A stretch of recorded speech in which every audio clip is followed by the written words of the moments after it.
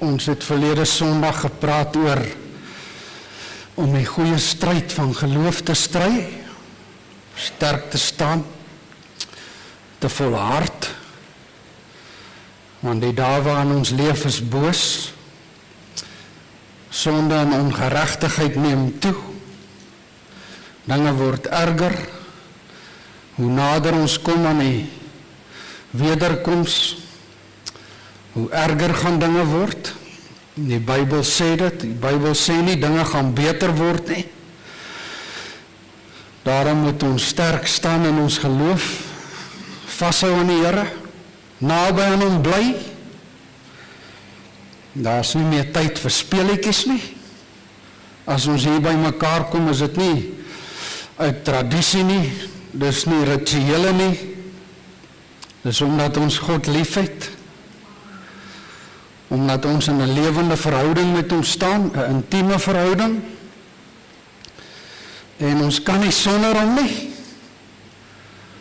So ons moet sterk wees in ons geloof en ons moet naby aan hom bly, sy hand vashou, soos hy ons hand vashou, en niemand sal ons uit sy hand uitruk nie. Daarom gaan dit oor ons intieme verhouding met die Here. Vanoggend vroeg toe ek opstaan, toe kom hierdie gedagte by my. Sê nou maar, al die mense op die aarde verdwyn, net jy bly oor. As jy die enigste mens is op die aarde, is niemand om mee te praat nie, niemand om by te gaan kuier nie, niemand om te nooi vir 'n braai nie, net jy. En jy is 'n kind van die Here, dan gaan God die enigste een wees met wie jy kan praat. So die ding wat die Here vir ons gegee het om vir ewig by ons te koester, by onsself te koester en te ontwikkel en te beoefen, is om hom te aanbid.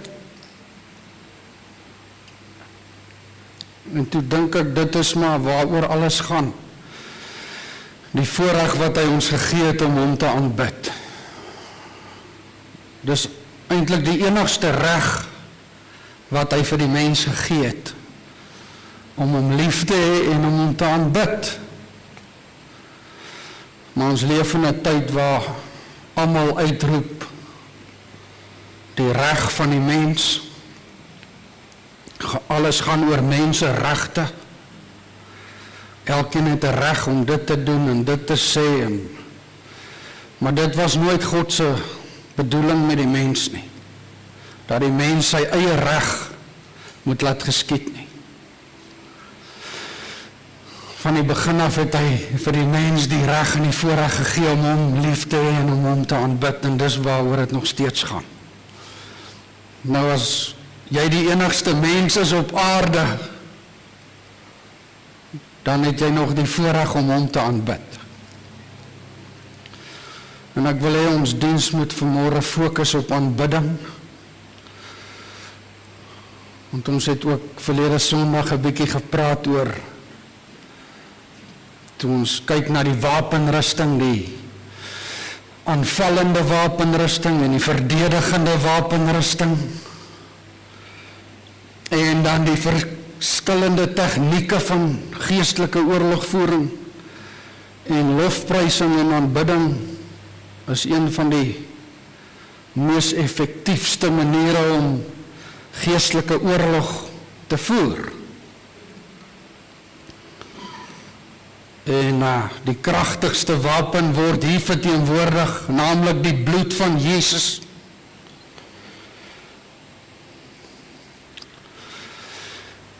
Want ons het te doen met 'n vyand wat reeds oorwin is, en ons moet dit net uitspreek en beoefen en aanvaar dat die Here die oorwinning namens ons behaal het, nie namens homself nie, maar namens jou en my. En as ons die Here vanmôre loof en prys en aanbid, wil ek hê moet ons harte oopmaak en kom ons doen dit met oorgawe.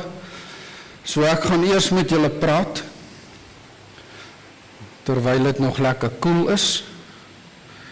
Dan kan die musikante en die voorsangers kom sing terwyl dit warm is. Wat dink julle?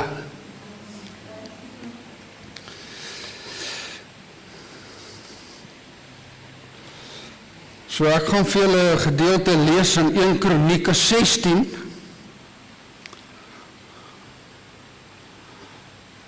Vanaf vers 8 en dan nog 'n gedeelte vanaf vers 23. Maar is 'n baie interessante gedeelte. Dit het gegaan toe hulle die ark, die verbondsark in die tent ingebring het wat Dawid gebou het. En toe het hy 'n aanbiddingsspan saamgestel. Julle kan dit gaan lees, as julle nou die hele hoofstuk lees, dan sien ons hy het, daar was manne wat simbale gespeel het, en daar was 'n hele klomp manne wat harpe gespeel het, en siters, ek weet nie mooi wat is 'n siter nie, ek het vergeet. En 'n hele paar manne het trompette geblaas, so daar was simbale, harpe, siters, trompette en sangers. En toe skryf Dawid hierdie danklied of hierdie loflied wat hulle toe gesing het. En dit is wat ons nou lees. Loof die Here, roep sy naam aan, maak onder die volke sy dade bekend.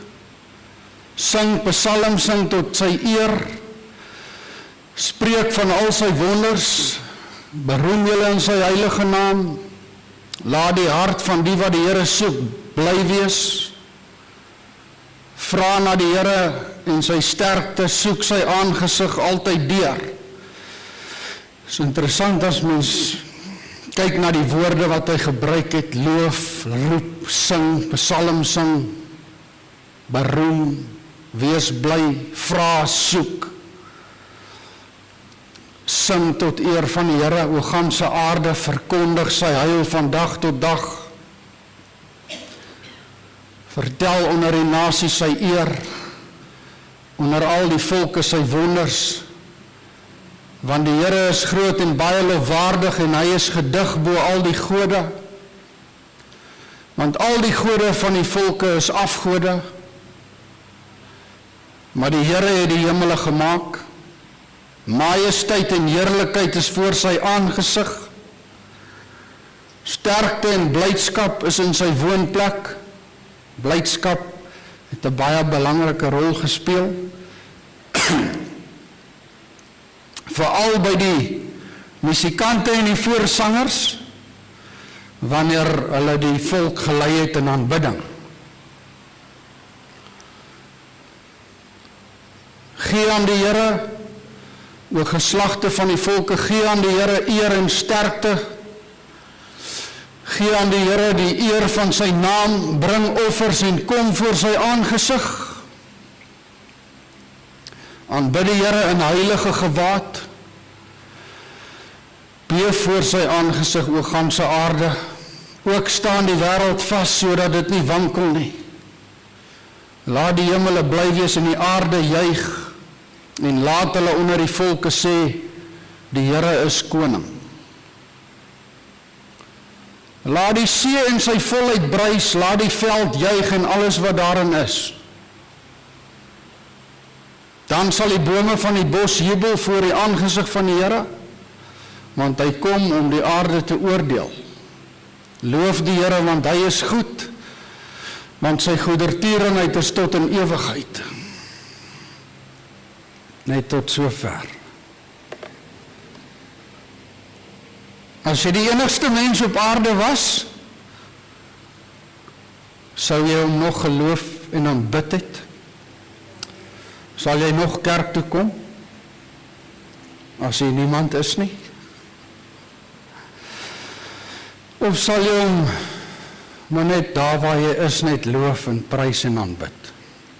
Dis die gedagte wat vanoggend by my gekom het. Maar om God te loof en te prys en te aanbid, is die grootste voorreg wat ek en jy het. Want wanneer ons hom met opregtheid aanbid, en ek glo hy kyk na ons harte wanneer ons aanbid, of ons opreg is in ons harte. En wanneer ons aanbid met opregtheid van hart, dan is dit 'n uitdrukking van ons liefde vir hom. Ons liefde vir hom. En in hierdie tyd waarin ons leef, ons is nou nog aan die begin van hierdie nuwe jaar, glo ek is dit nodig om God te loof en te prys en te aanbid, meer as ooit.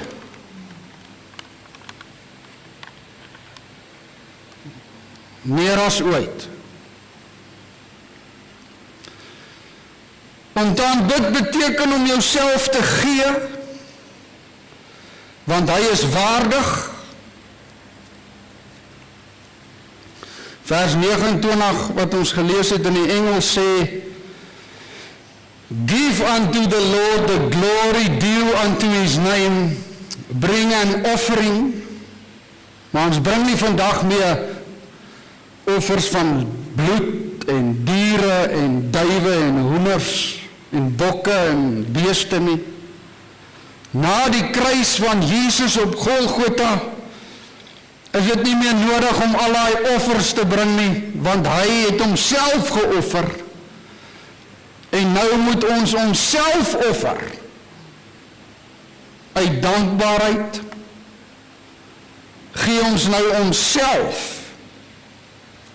En dan sê hy, and come before him and worship the Lord in the beauty of holiness. Met ander woorde, bring jouself met opregtheid van hart. En dan sê hy in 'n ander vertaling, in the splendor of his holiness. Dat is 'n mooi woord vir my, splendor.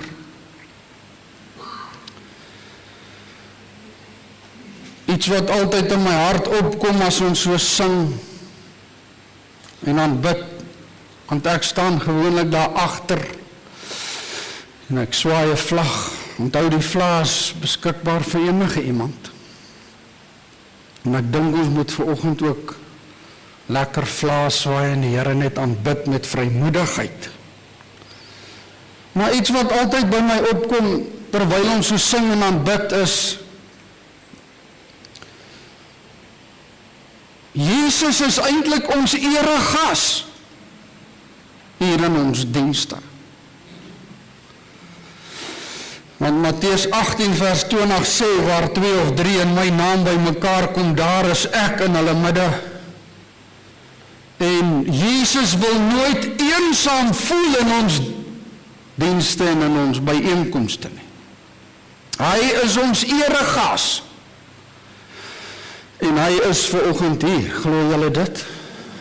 Hy self is vanmôre hier.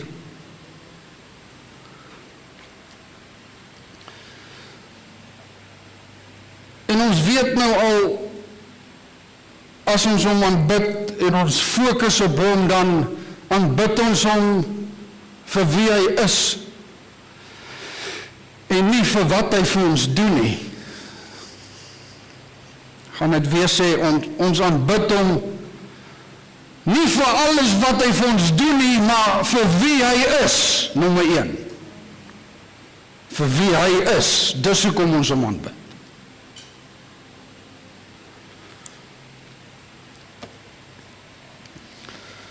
Daarom wil ek sê, kom ons gee aan hom die lof en die aanbidding wat hom toekom, en kom ons aanbid hom met opregtheid van hart. En ek glo ons harte is nou voorberei, nadat ons van die brood geëet het en die druiwesap gedrink het. Kom ons aanbid hom vanmôre met opregtheid van hart. In Openbaring 4 vers 11, daar sien ons die 24 ouderlinge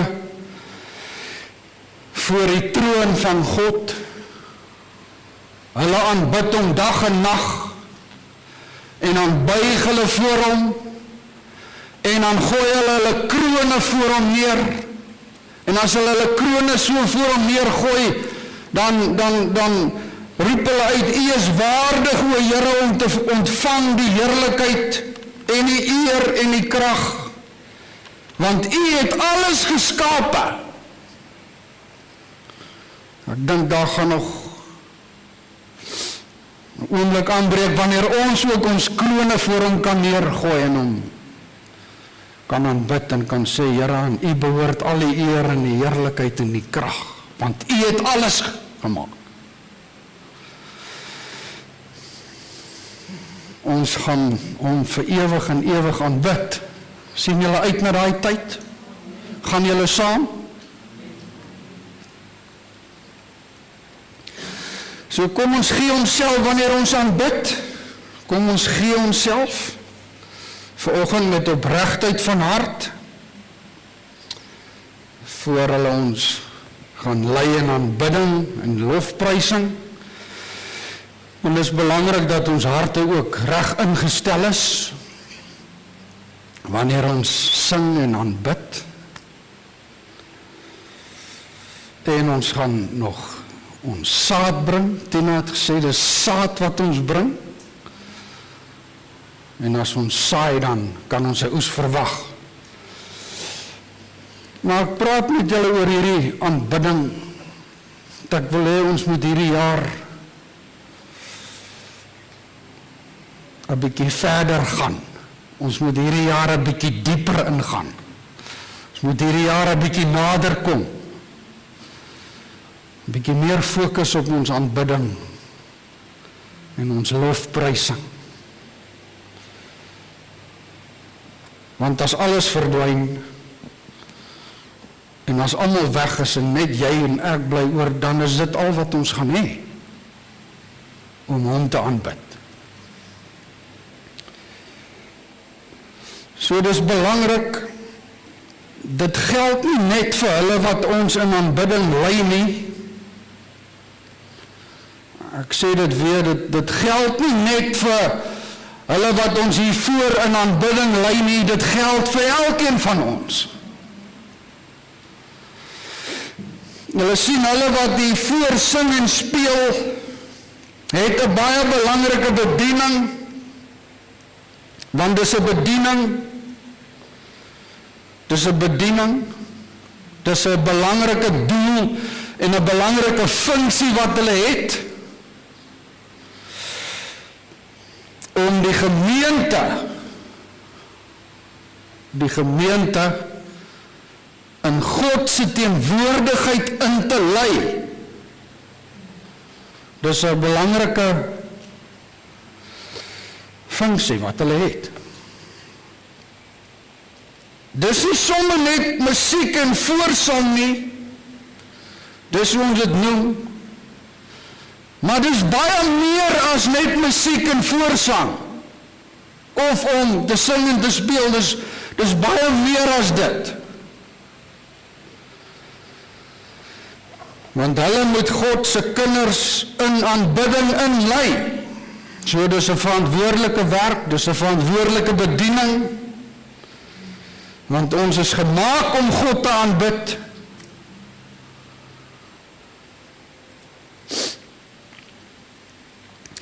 Daarom 'n musikant en 'n voorsanger moet ook afsonder in die week om met voorbereide harte en met die salwing van die Heilige Gees op 'n Sondagoggend die gemeente in God se teenwoordigheid in te lei.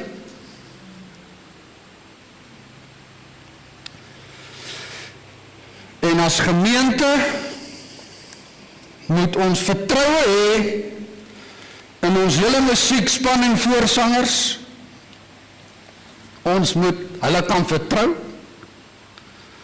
Hoekom? Sodat ons as gemeente saam met hulle kan gaan na die plek toe waarheen hulle ons lei. Jy kan tog nie saam met iemand iewers heen gaan as jy nie die persoon vertrou nie.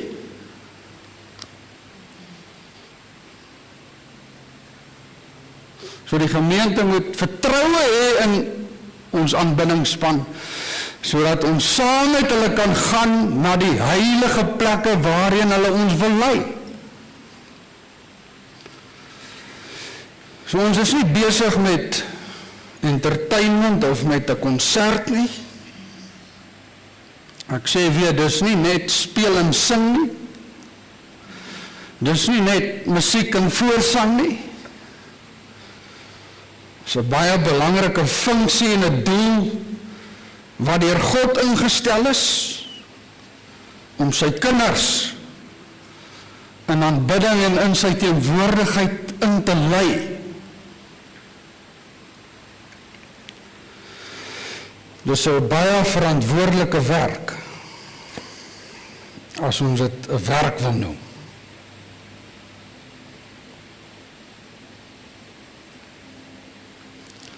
So dink 'n bietjie daaroor terwyl ek water drink.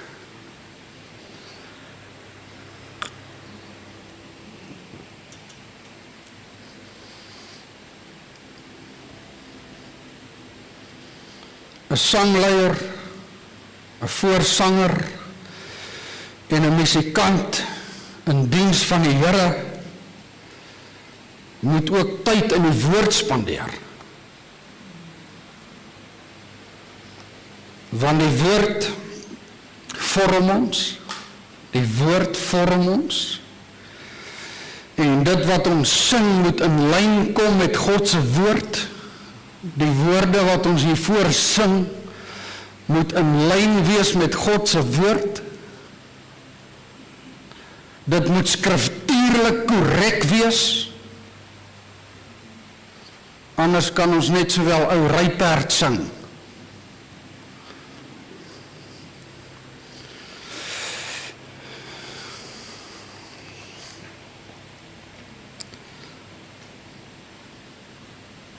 Ek dink toe Dawid die liede geskryf het wat hulle moes speel en sing, het hy seker gemaak dat die woorde wat hy geskryf het teologies korrek was. Want ons het te doen met 'n lewende God. En alles wat ons sing of speel moet hom verheerlik en hom groot maak.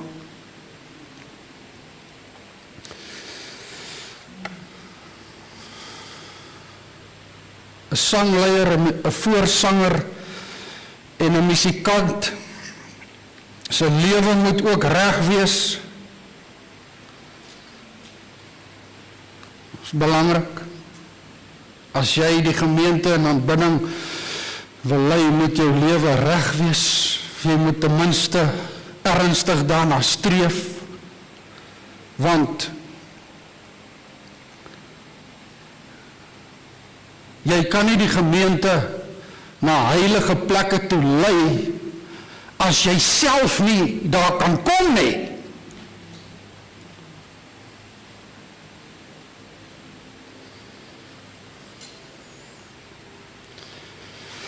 Hoe moet ons hulle volg? Hoe moet ons vertroue in hulle hê om ons na heilige, wonderlike plekke toe te lei as hulle self nie daar kan kom nie?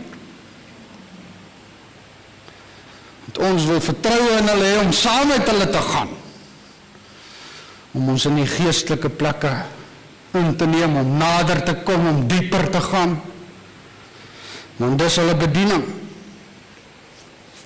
Want daar is heilige plekke, daar is heilige oomblikke, daar is wonderlike ontmoetings, en in God se teenwoordigheid het ons al self gesien en ervaar, is daar wonderlike ontmoetings met hom, daar is wonderlike redding en verlossing en genesing en openbarings wat plaasvind.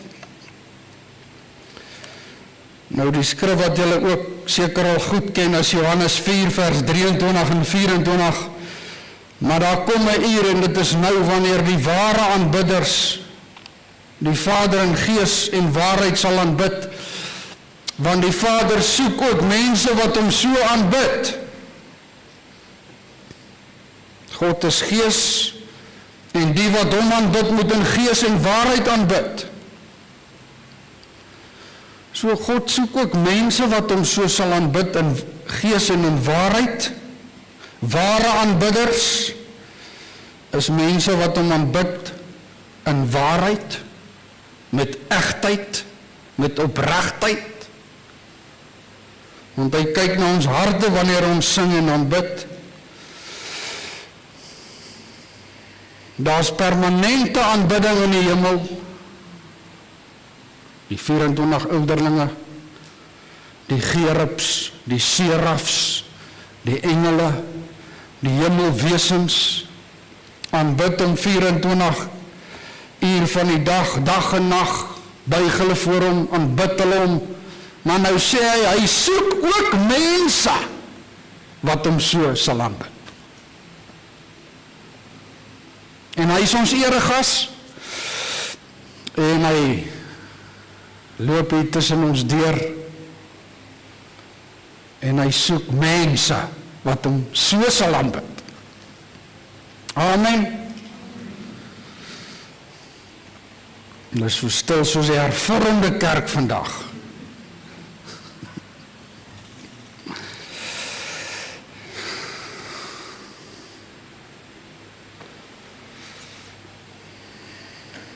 In gees en in waarheid.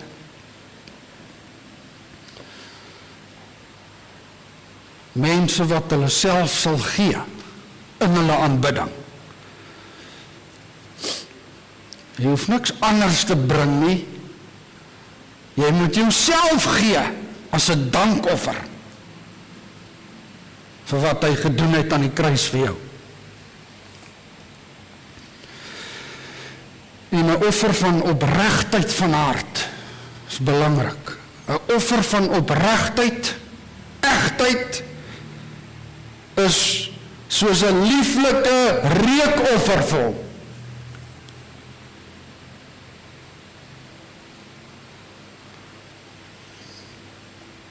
Lofprysing en aanbidding, om te sing, om te bid, om te kniel, of om stil te word, is maar net verskillende maniere hoe jy jouself kan gee.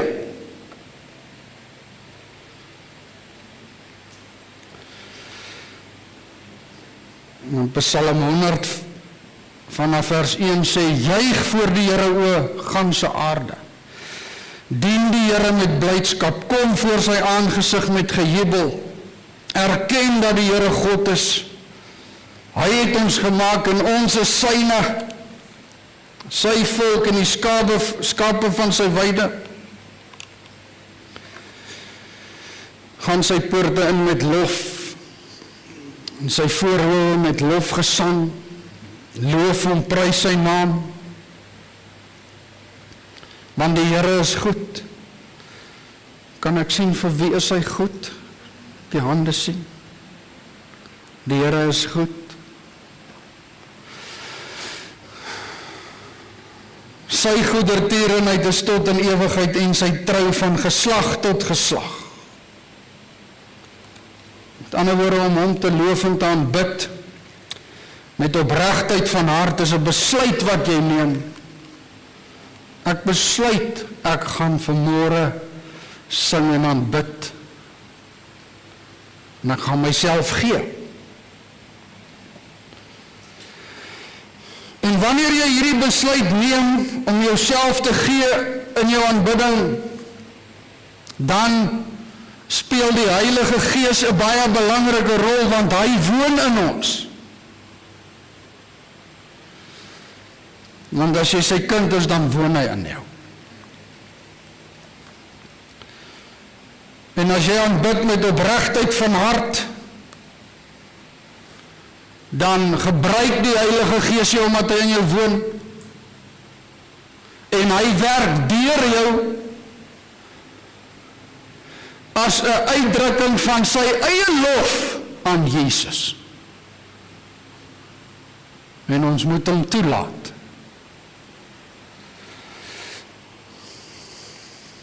So ons moet toelaat dat die Heilige Gees deur ons aanbid. Is miskien 'n ander mindset wat ons moet ontwikkel. Ons moet die Heilige Gees toelaat om deur ons te aanbid. Dis wanneer ons ook in tale kan sing en aanbid, in gees en in waarheid. Hy moet ons monde vul en ons harte vul met sy eie liede van lof en aanbidding. Baie keer as mens so sing en aanbid, en jy maak hom net groot, en later het jy nie meer woorde nie. En dan laat jy toe dat die Heilige Gees deur jou aanbid. En dan sing jy dalk 'n nuwe lied in 'n hemelse taal vir hom. Dis mos nie vreemd wat ek nou sê nie.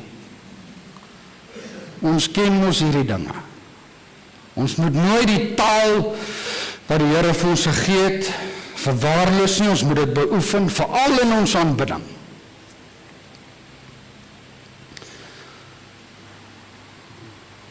Voor ons gaan aanbid, Psalm 103 vanaf vers 1 sê, loof die Here o my siel en alles wat binne in my is, sy heilige naam. Loof die Here o my siel, vergeet geen een van sy weldade nie. Dit wat hy vir ons gedoen het, moet ons nooit vergeet nie. Wat al jou ongeregtigheid vergewe, wat al jou krankhede genees, wat jou lewe verlos van die verderf,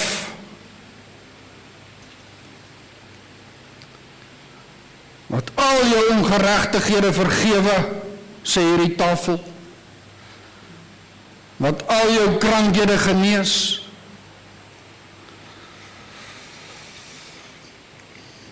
wat jou lewe verlos van die verderf, wat jou kroon met goedertierenheid en barmhartighede. So hy is daar vir ons. Is dit nie wonderlik om sy kind te wees nie? Sê 'n bietjie amen. Wat jou siel versadig met die goeie, sodat jou jeug weer nuut word, soos die van 'n arend.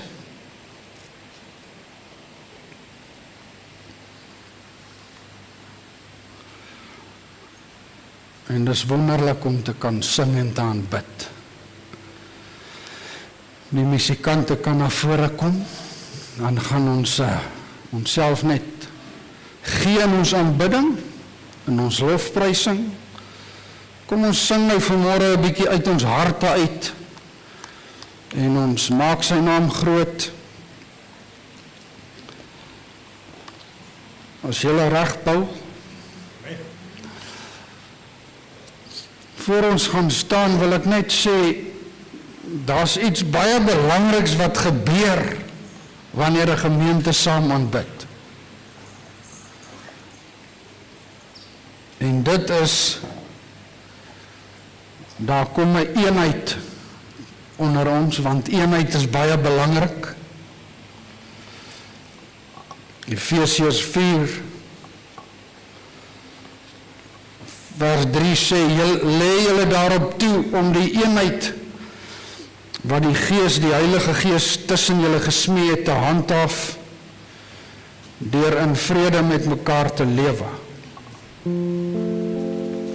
Lê julle daarop toe om die eenheid wat die Gees tussen julle gesmee het, te handhaaf, deur in vrede met mekaar te lewe.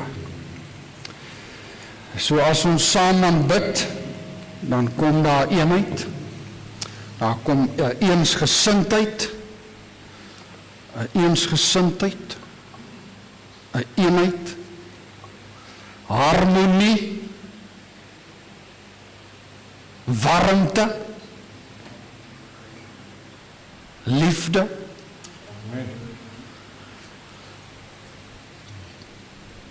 En terwyl ons so gaan sing en aanbid, is die kussie hier oopgemaak vir jou om jou bydra te bring, jou saad.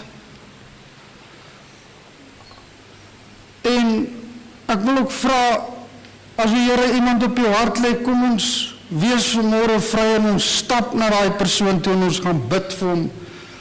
Ons bid vir mekaar, lê hande op, seën mekaar. Kan ons dit doen vandag?